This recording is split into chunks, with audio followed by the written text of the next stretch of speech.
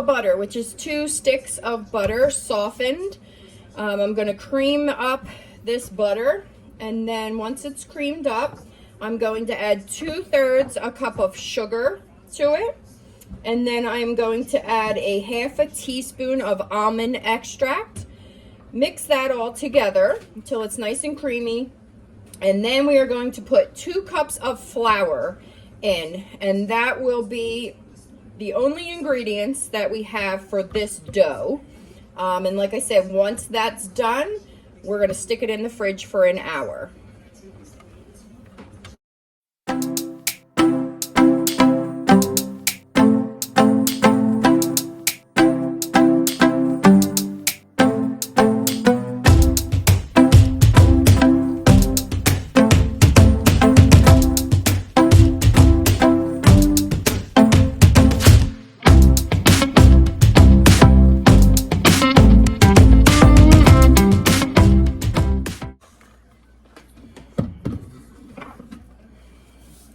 Roll up the sleeves. I washed my hands before this.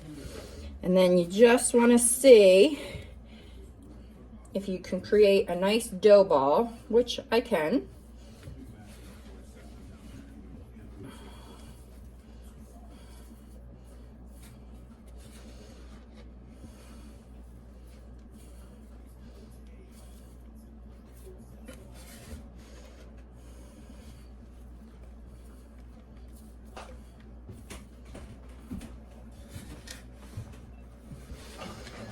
Mr. Jack, would you like to taste the dough? Sure.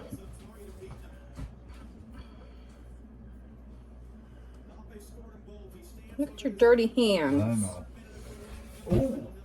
Good? Mm. That's good. Can I have another piece?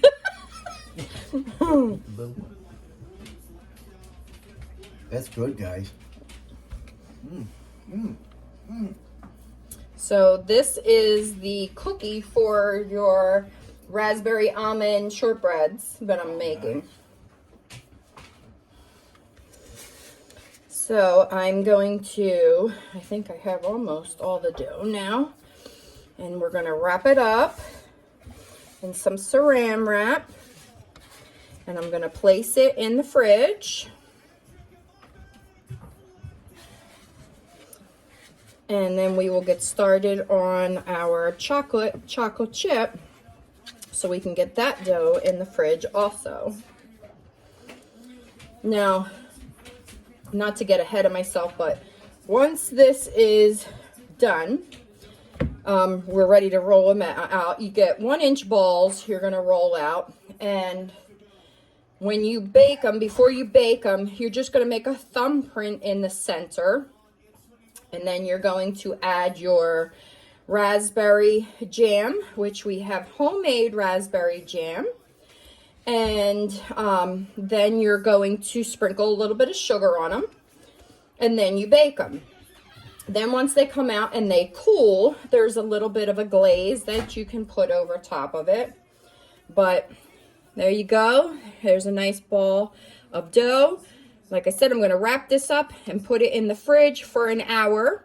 And then stay tuned because we're going to make the dough for the chocolate chips. Okay, we are going to get started on the chocolate chip cookies. So first we're going to whisk some dry ingredients. We want 1 cup of flour.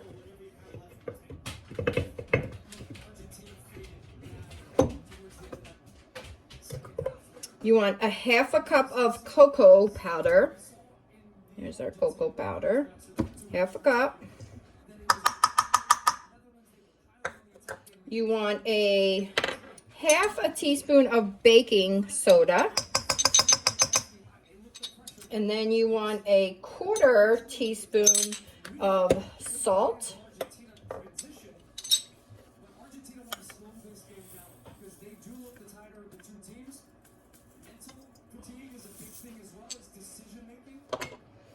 And then you're just going to whisk these together. And then you're going to set them aside. These are your dry ingredients. And then we're going to work on our wet ingredients, such as our butter and other ingredients. But you want to break up any kind of chunks you might have in flour or the cocoa. I don't use cocoa powder a whole lot, so the cocoa powder does tend to, I don't want to use the word chunky, but like get little balls in it. So you just want to kind of break that up the best you can. It is going to get mixed in eventually with the mixer, so don't stress it if you have some balls in it. They will get mixed in, but any kind of big lumps or whatever, I just try to break up. But as you can see, it's all mixed together. You're going to set this bowl aside, and then you're going to get another bowl for your wet ingredients.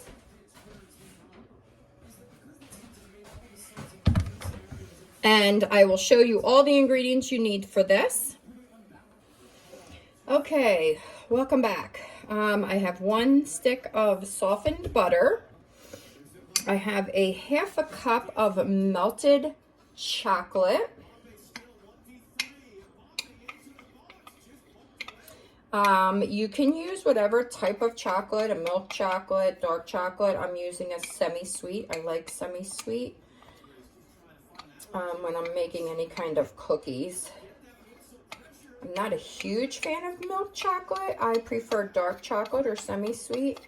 I like any kind of candies that I make, Buckeyes or truffles or buttercreams or anything like that. I like to use the dark chocolate with that kind of stuff.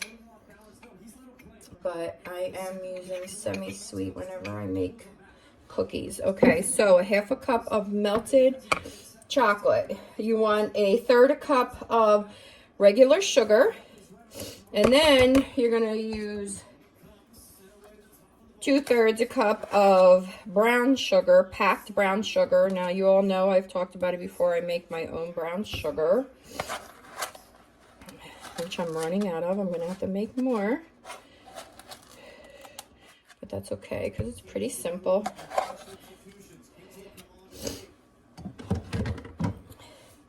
Now, we're going to beat this together, and then we will add in a couple more ingredients.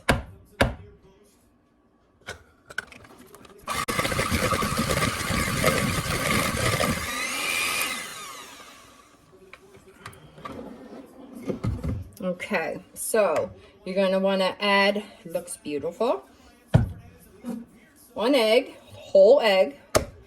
I am using my duck egg. They say large egg, which is why I like to use my duck eggs, because of course they're nice and large.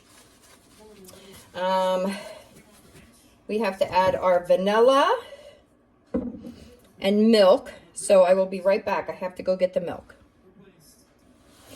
Okay, so we want a tablespoon of milk.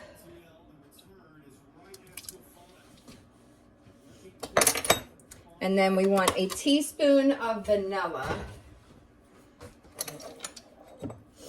I don't know if I've ever showed you guys. I've got a couple years ago these cute little measuring cups that I bring out at Christmas time that are little gnomes. They're ceramic. And you all know, if you follow me, that I make my own vanilla. I'm running low. But a teaspoon of vanilla. And then we're going to mix that together.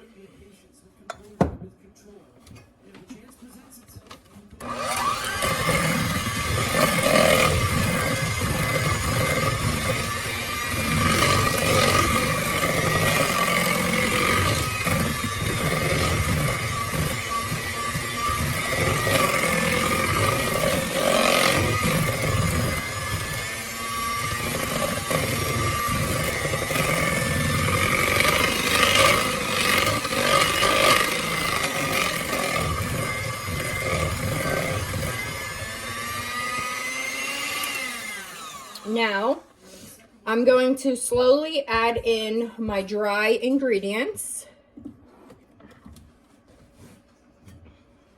a little bit at a time.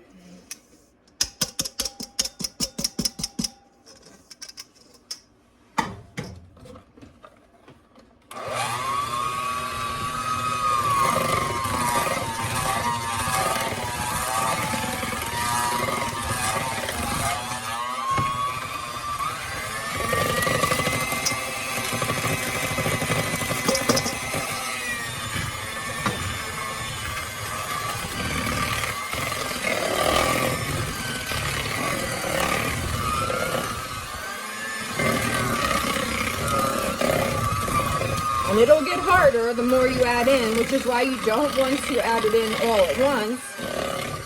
You want to incorporate a little bit at a time.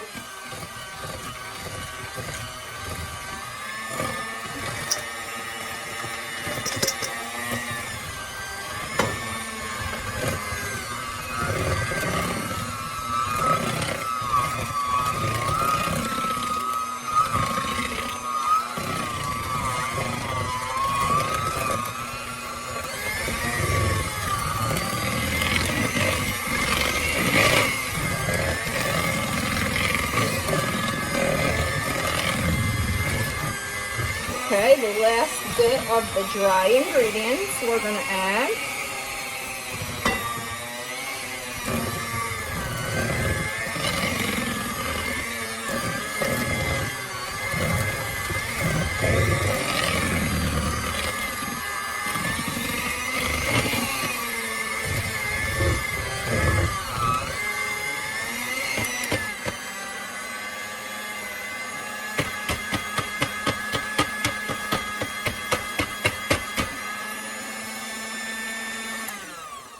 Okay, so I'm just going to take the spoon. I'm going to get the sides down, get the dough off of the beaters, and then I will come back and show you what the next step is. Okay, I almost forgot that I was videotaping this. So, I took the ball out of the fridge. I made 1-inch balls, and then I took my thumb and made a thumbprint in the center. And then I put about 1/2 teaspoon of homemade raspberry jam. And then I sprinkled a little bit of sugar on top. And now we're going to bake them in the oven. The oven has been preheating at 350. And we're going to take them out when the edges start to get a little golden brown. Okay, I just took them out of the oven. I'm going to let them cool a minute or so. And then I will take them off the cookie sheet, and they need to cool down. And once all of the cookies are out and cooled down, I will come back and I will show you how to make the glaze and put the glaze on the cookies. Okay, they're all done. They're all cooled. So now I put together the glaze. In here is 1 cup of powdered sugar, 1.5 teaspoons of almond extract, and then 3 to 4 teaspoons of water, just to get a very light glaze. You don't want it thick, but you don't want it too thin either. So I'm going to mix this up real good, and then we're going to do a quick drizzle on the cookies, and then we're going to let them cool, and they will be good to go. And then we will start on our chocolate chip cookies and getting them into the oven. Okay, I did a quick drizzle on them. I'm going to let it harden, and then I will box them up. Yes, I did it on my cookie sheet, and I'll have to clean it, but I just wanted to make room so that I could put them all on there. It's a very light glaze, so it's not overpowering, but they look really good. I'm really can't wait for them to finish cooling off and then trying one and having Mr. Jack try one. But now we are going to get our chocolate chip cookies out and get our oven preheated, and I will be right back. Okay. I scraped down the sides, scraped the beaters. I just poured in the 12 ounces of the semi-sweet chocolate chips. I'm going to fold these in, and then I'm going to stick this whole thing in the fridge. I'm just going to put a saran wrap over the top, put it in the fridge, and this is going to sit for 2 hours. The reason why this is going to sit longer than the raspberry shortbread cookies is because this is a sticky dough. If I try to form it into a ball, it will be a sticky mess. So that's why it's going to take longer. It's going to take 2 hours. Okay, I got our chocolate chip dough out of the refrigerator, and I am going to make 1-inch balls. It's as simple as that. They don't get anything extra added to them, and they are going to go in a preheated oven. Oh, that's kind of big.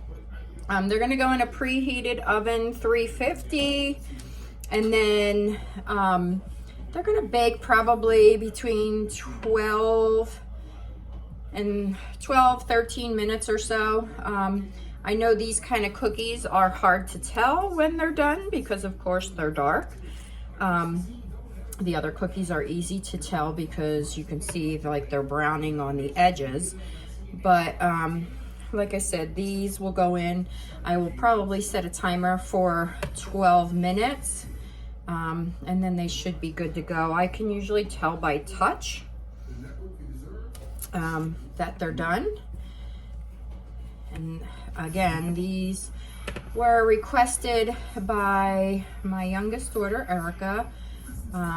We're doing lots of cookies this year, but the Eagles are playing Christmas Eve, so we usually do baking Christmas Eve of cookies. So this year I'm trying to get most of the cookies done during the week before Christmas because we're only going to be in the kitchen during the day because the game is on at I believe it's 4:20 or so.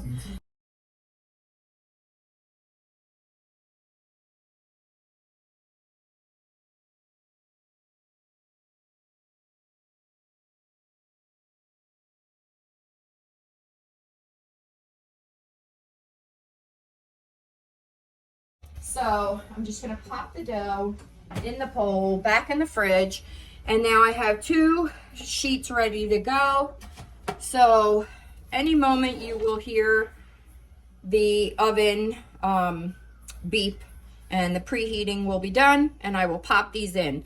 There you go. I'm gonna pop these in the oven, the first tray. Set a timer for 12 minutes, and then I will be back to show you what the first batch looks like. Okay, I took this first batch out of the oven. They look really good.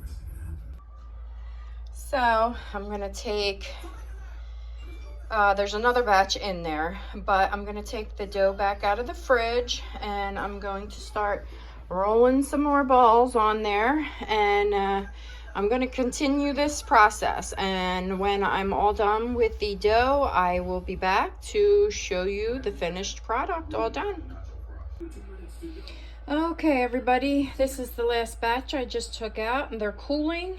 I've got quite a few in here, so thank you for stopping by today and checking out all of the cookies that I made today, and in the future, the next several days, I will be making more cookies, so keep looking for those videos coming ahead.